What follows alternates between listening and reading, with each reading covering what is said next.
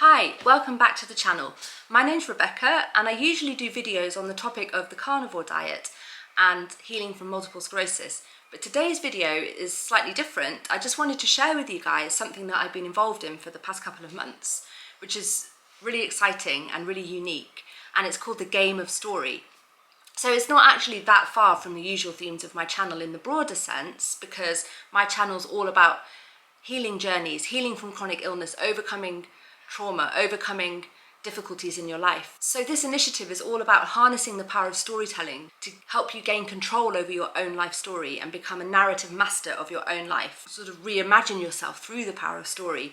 And by story, I don't just mean, once upon a time. I mean narrative in the sense that everything in this world is narrative. We can't exist in this world without narratives, whether that's political narratives or educational narratives or scientific and nutritional narratives, or whether that's your own narrative about yourself or the narratives that other people have about you or that you have about other people. It's all narrative. As human beings, we are storytelling creatures.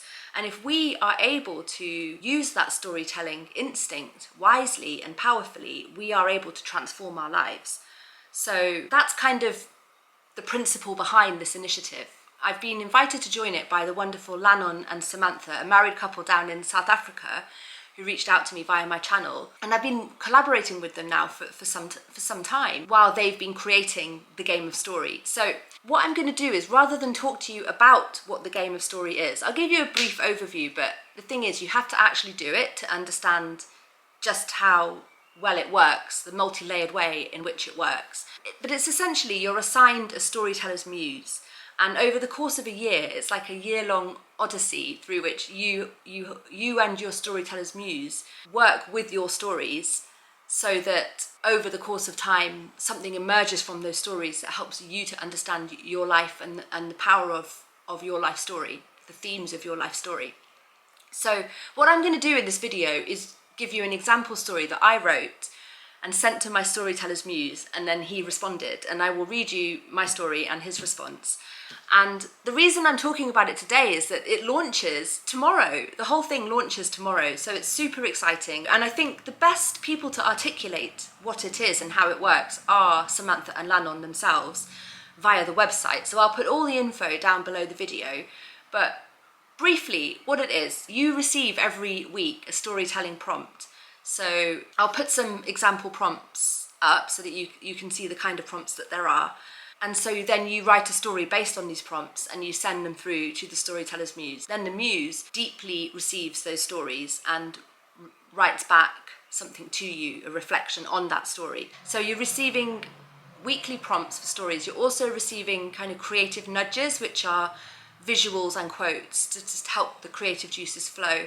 And you're also receiving guidance about how to craft stories and feedback on your stories. So it's a really sort of deep and thorough and meaningful process. I've been a guinea pig for this initiative and I've been sending in my stories, and just having a small taste of it has been really moving. It's just, I've never known anything like it, and I know it might not be for everybody, but if I have piqued your curiosity about what this might be all about, then I highly encourage you to listen to my story, followed by especially the storyteller's response, so that you can get a flavour of the kind of thing that's going on. So, okay, I'll just get straight into the story because I don't want to over-explain it. It's something that just has to be experienced to know what it's all about. So this story that I'm about to read is one of the earliest stories that I wrote. So I was given some prompts, and I'd written one story before this one, but this is the second story that I wrote, and the prompt was very simple. It was just tell a true story about your life at the moment. It's only a short story,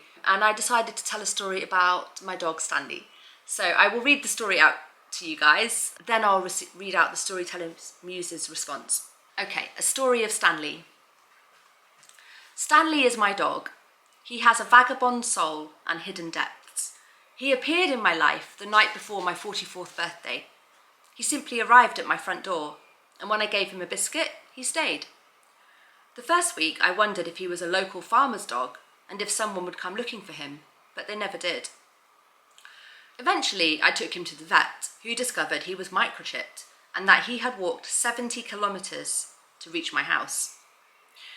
When I contacted his former owner, there was much confusion. and no obvious reason why he had left. But the former owner told me that Stanley had showed up at his house one day in exactly the same way he had mine. So it seems Stanley likes to spend time somewhere and then move on. We decided that I would adopt him. I find it hard to believe Stanley would ever leave me. He's 11 years old, so he is in retirement, and he appreciates the care I give him. He has big paws, which he excitedly scrapes on the floor when he sees me, and he always comes when I call. I don't know what he thinks about, but I know he loves me. One day recently, I was walking him with my other 2 dogs along the river, and he didn't come when I called. I started to get nervous, retracing our steps and shouting his name, but I couldn't see him anywhere. Night was starting to fall, so in a panic, I ran back up to my house. Firstly, to see if Stanley was there. He wasn't. And in that case, to leave the other dogs inside, change my shoes and grab a torch. My friend was staying with me, so I enlisted his help. We ran down to the river together in the dying light, frantically calling and calling. I checked in a field, while my friend took the river path.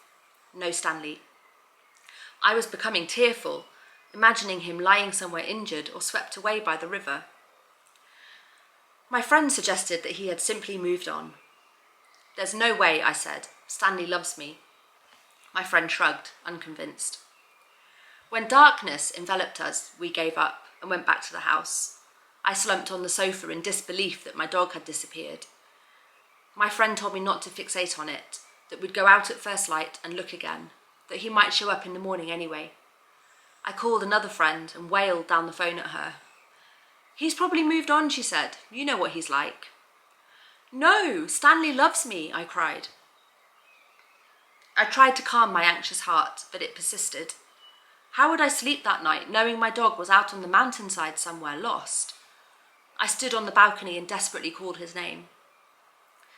Suddenly, I heard a dog bark across the valley, the sound carried by the darkness. Stanley, I called again. The dog responded. Was it Stanley? I couldn't tell. I kept calling. The dog kept barking, seemingly in answer. I dragged my friend onto the balcony. Does that sound like Stanley to you? I questioned him. My friend wrinkled his brow. Maybe, he said. It seemed to me the barking dog was moving closer. We had to go down and see. So my friend and I pulled on our coats and grabbed our torches. We rushed down to the river and crossed the bridge to the other side of the valley. We turned left at the village, instead of right, in the direction we thought we'd heard the barking. We hadn't gone far when a strange rattling sound came from up ahead. Look, said my friend. I looked up. Under the streetlight was my Stanley, trotting towards me, dragging a broken chain behind him that was attached to his collar. Someone had chained him up, and he had yanked himself free. Stanley, I cried out, running to him. He scratched his big paws on the ground, in delight. Now it made sense why he hadn't come when I'd called. You see, I said to my friend with a big smile of relief. Stanley loves me. He wanted to come home. So that was my story. That was a true story that happened not too long ago.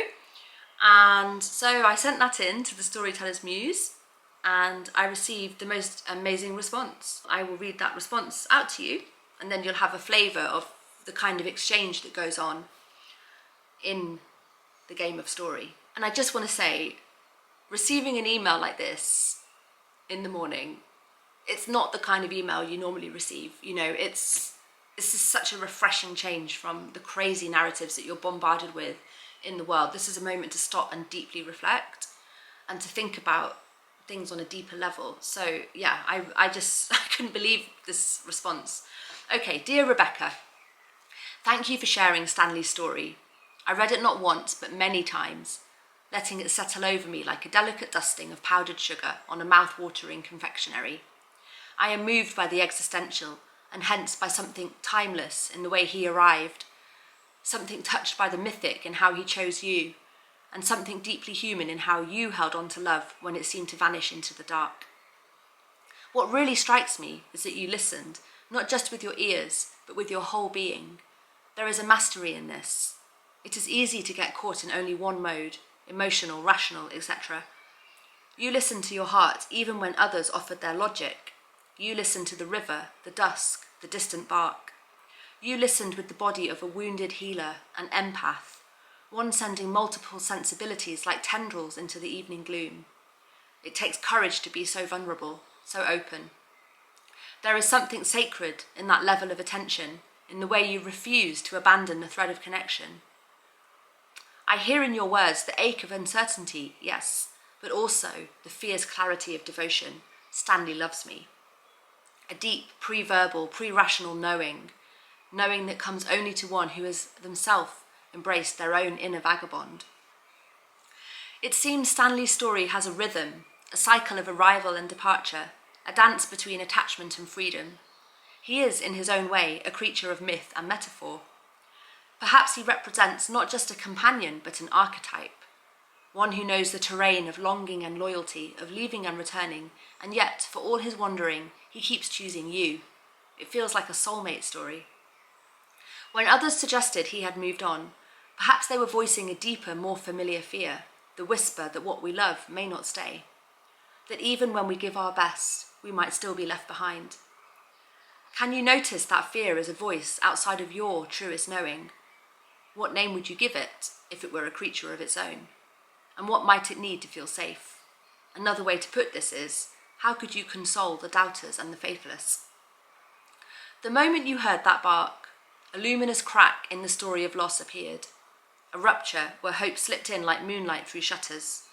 You followed the sound not as someone certain of outcome, but as someone faithful to feeling. This is no small act. That is the kind of courage we rarely see named in daylight, the courage to hope when hope has no evidence. To be fully open to hope is to be fully open to potential loss. They are co-emergent. This moment beckons, entertaining the idea that there can be no crisis of faith, or put differently, if it is in crisis, it isn't faith. That moment when Stanley appeared with a broken chain clinking behind him, like the ghost of captivity undone, gave me goosebumps.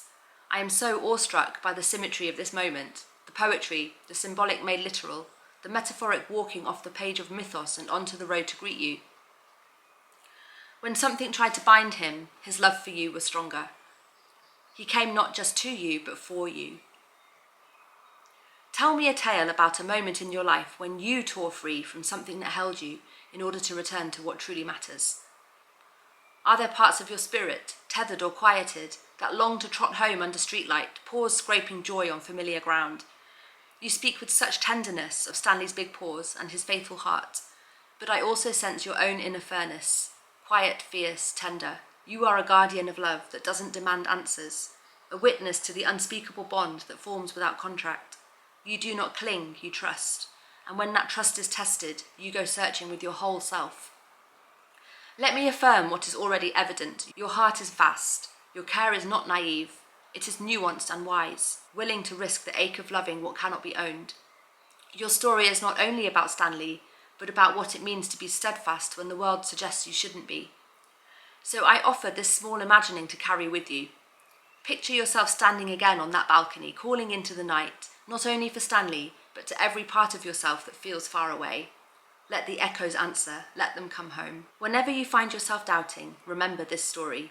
It is a teaching parable, a love letter to yourself, a summons to recall the sound of paws on pavement, the clink of the broken chain, and the truth you knew all along. Stanley loves you. With reverence for your story, and for the wildly mythic loyalty that lives in both of you, your storyteller's muse, Lannon. So, wow, I received that email and I just sat and I read it and I just feel so blessed to have made this connection. What it feels like to actually write the story and put something of yourself out there and it being received by the storyteller's muse, like someone who deeply receives it and sees so much more in it than you could possibly have seen. And then the process of building on that through continuing stories and continuing responses on this deep level, it's just wonderful. It's the joy of creativity that's transformed into life-affirming guidance and wisdom. You're alchemizing your experiences through the power of story and becoming a narrative master of your own life. Like I say, I know this isn't for everybody, but if it touches anybody, I feel like it's just such a wonderful experience and such a great project to look into. I've not come across anything like it. So please do check out the website. It's launching tomorrow, 1st of June. There's different packages. There's a 4 email package, there's an 8 email package. There's a single session, so you can just have a taster of it. So you'll have your storytelling prompt, and then 48 hours later, you will have a deeply reflective, intuitive, and story-rich response from the storyteller's muse. It's a sacred game of sense-making and soul-speaking. And yeah, I think that any healing journey does take you down onto this deeper level of experience and of reflection, and it's harnessing that and turning it into something more powerful than you could imagine. So there you go, that's my video for today, a little bit different, and I hope you do check out that website, and I will see you guys in the next video. Take care, bye.